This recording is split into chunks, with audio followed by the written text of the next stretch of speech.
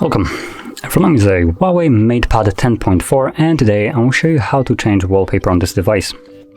And to get started, all you need to do is pinch the screen like I just did, then select wallpapers, select allow, and give it a second for it to load wallpapers. So from here you can choose from any wallpapers that come preloaded with the device by simply tapping on it and then clicking on the checkbox and choosing if you want to set it for your lock screen, home screen, or both. I'm gonna go with both.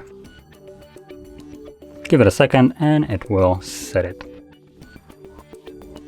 Let's just go back now, and as you can see there is the new wallpaper.